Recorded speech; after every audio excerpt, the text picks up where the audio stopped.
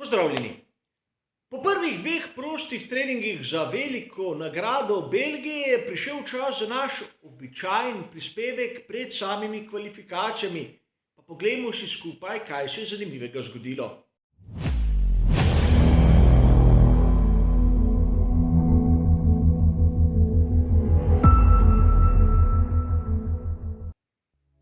Na začetku našega prispevka se bomo najprej ustavili malce pri tehničnih gostih in rešitvah, ki so jih dobile posamezne ekipe. Najprej se bomo obrnili k zadnjem aerodinamičnem stabilizatorju pri ekipi Red Bull. Tu vidimo profil, ki nam je že malce znan. Namreč isto rešitev smo videli že na veliki nagradi Azerbajdžana.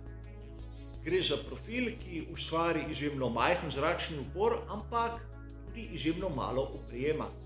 In kot smo videli na drugem prostem treningu, morda ta rešitev ni bila najboljša, a o tem nekoliko kasneje. Druga zanimivost je tista, ki smo jo lahko opazili pri ekipi Aston Martin. Kolikor pogledamo prednji del, tiste pomožne profile, bomo tam okrog generatorja Y250 zapazili večjo, malce neestetsko režo. Green se je odločil za to neskladno rešitev, ampak Formula 1 ni toliko podvržena estetiki kot funkcionalnosti. Na tej progi, kjer je izjemno pomembno imeti močne vrtince, ta reža pomaga pri generiranju zvrtinčenega zraka izjemno učinkovito. In videli smo, da so nekako zapustili tisto smer pri pomožnih profilih, ki je bila izjemno skladna, izjemno estetska, ampak izgleda tudi manj učinkovita. A verjetno tematika, katera zanima marsikoga izmed vas, novi pogonski sklopi. Vedeli smo, da pri Red Bullu bo Sergio Perez tisti, ki bo imel nov pogonski sklop, kajti pri Hondi so povedali, da tako poškodovan pogonski sklop Maxa Verstappena iz velike nagrade Velike Britanije, kot tisti, ki se je poškodoval na bolidu Sergija Pereza na Madžarskem, nista več popravljiva. A videli smo, da večina konkurence je tu namestila tretji pogonski sklop. Govorimo o motorju z notranjim izgorevanjem, turbino, MGMH in seveda tako naprej do konca po spisku. Treba je vedeti, da v Belgiji, na Nizozemskem in v Monzi je potrebno imeti svež pogonski sklop. Zato so se na primer za to menjavo odločili tudi pri Ferrariju, Mercedesu, Alfa Tauriju, da ne bo pomot. S to veliko razliko, da je tem ekipam še zmeraj ostal drugi pogonski sklop, ki ga bodo lahko rabili na tistih dirkah, kjer pogonski sklop ne bo več tako obremenjen. In tako bodo skušali s 3 seti priti nekako do konca sezone, seveda s velikim vprašanjem. Pri Red Bullu bodo imeli pač težave, kajti tisti prvi pogonski sklop ima že ogromno kilometrov za seboj, drugi set je neuporaben in sedaj so vgradili tretjega, ki bi ga verjetno tako ali drugače, s tem, da bi imeli v ozadju rezervo, ki jo pa sedaj nimajo. Torej, tretji pogonski sklop bo takoj pod veliko obremenitvijo in velikim številom kilometrov. Zato lahko pričakujemo, da v nadaljnjem poteku sezone bodo imeli verjetno tudi četrto menjavo in to bo pomenilo kazenska mesta. Ampak to je Formula 1, kjer lahko vsaka malenkost šteje. In nikjer ne piše, da pri Mercedesu, Ferrariju ali Renaultu, ki dostavlja pogonske sklope za ekipo Alpine, ne bodo izbrali tudi četrte menjave do konca te sezone, kjer še točno ne vemo, ali bo 23 ali kakšna dirka manj. Ampak pojdimo na tisto, kar smo videli na samih prostih treningih. Prvič, nestanovitno vreme. V roku 30 minut smo lahko videli ploho in to že nekako sončno vreme, ki je izjemno hitro sušilo samo progo. Res v petek je bilo napovedano v bistvu bolj pogosto deževje, kot ga bomo verjetno videli v soboto, kot tudi v nedeljo. Ampak tu v Belgiji pod Ardeni je to stalnica, posebej v tem letnem času.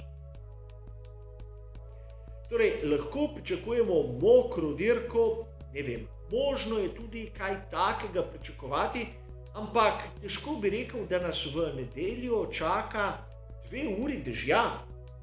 Po drugi strani se lahko zgodi, da prav v tistem trenutku, ko bo ključni del kvalifikacij, se bo iznenada ulil dež, kar bi zopet lahko postavilo na glavo vse možna predvidevanja ter strategije. Ampak vrnimo se k tistemu, kar smo videli na samih prostih treningih. Mercedes kar naenkrat je postal konkurenčen, tako na prvem prostem treningu, kot tudi na drugem. Marsikdo bo dejal, saj je bil na drugem prostem treningu najhitrejši Max Verstappen. In to je res. Ampak upoštevati moramo, da oba tovarniška Mercedesa sta tisti super čas postavila s pnevmatikami z rumenim napisom, tistimi srednje trdote, kar nam zopet da vedeti, da verjetno z najmehkejšo pnevmatiko sta oba Mercedesa malce hitrejša. Ampak ne vemo točne količine goriva in še marsikaj drugega. Vseeno tu lahko rečemo, da je Mercedes v rahli prednosti, vsaj po tistem, kar smo videli na samih prostih treningih. In čeprav proga je že sama posebej po konceptu bolj pisana na kožo Mercedesu kot Red Bullu, je marsikdo izmed nas mislil, da le pri Red Bullu bodo malce boljši. Ampak konec drugega prostega treninga smo videli tisto nesrečo Maxa Verstappena. A najbolje je, da gremo po vrsti. Najprej smo videli, da je progo zapustil Charles Leclerc in končal v zaščitni ograji.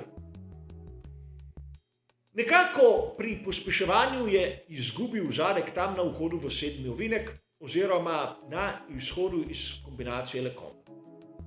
Nič kaj takega, vlažna proga, vremenske razmere, nizke temperature in nekako je bilo še opravičljivo.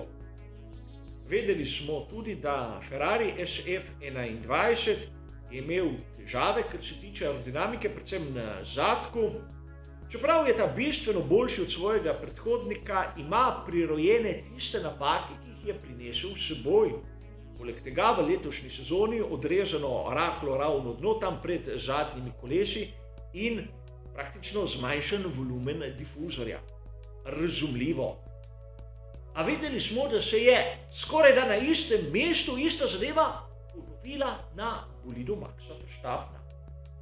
In tu se bomo vrnili na začetek našega prispevka, kjer sem vas opomnil, da zadnji profil je praktično tisti, ki smo ga videli na veliki nagradi Azerbajdžana. Izjemno nervozna šasija, kot je ponavadi tista, ki jo napravijo pri Red Bullu, v takih okoliščinah z malce manj oprijema zadaj reagira tako, kot je reagirala šasija pri tem zletu iz proge. In zopet bi lahko rekli nič čudnega. Niti izjemni talent Maxa Verstappena v tem primeru ni bil dovolj, da bi rešil nastalo situacijo. Proga Spa-Francorchamps je ena izmed tistih klasičnih, ne odpuščajo niti najmanjše napake, ne imenuje se zmanj Akademija Formule 1. In videli smo posledice. Namreč zanimivo bo spremljati, kaj bodo jutri uporabili pri ekipi Red Bulla. Bodo vztrajali na tem profilu ali bodo naredili korak nazaj. Videli smo tudi, da Sergio Perez ni bil kos Maxu Verstappenu. Sicer podaljšanje njegove pogodbe je logično in razumljivo, ampak prav tu v teh trenutkih bi rabil hitrejšega moštvenega kolega. A tudi naprimer pri Ferrariju so v veliki krizi in mislim, da pravzaprav molijo za dež. drugi pa so se bolj ukvarjali sami s seboj kot samimi dobrimi rezultati na prostih treningih. Izjemno pozitivno me je presenetil Sebastian Vettel. McLaren se še malce skriva, ampak pri Alpinu po tisti zmagi na veliki nagradi Madžarske zgleda, da so dobili motivacijo, ampak pravi pokazatelj bodo kvalifikacije, kjer bomo morali biti pozorni na pnevmatike, ki jih bodo rabili na drugem delu. Videli smo kar nekaj simulacij, tista hitrost Mercedesa s srednjo tipologijo pnevmatik mi da nekako sumiti, da bodo tu poizkusili isto strategijo, ki smo jo videli lani, a zato je zaenkrat še malce prezgodaj. Počakajmo najprej, kako se bodo odvile kvalifikacije in seveda jutri v zadnjem briefingu bom podal tudi moje videnje za možne strategije, seveda ob suhem vremenu. Kar se tiče našega prispevka pred kvalifikacijami, je to vse. Hvala za vašo pozornost ter seveda nasvidenje.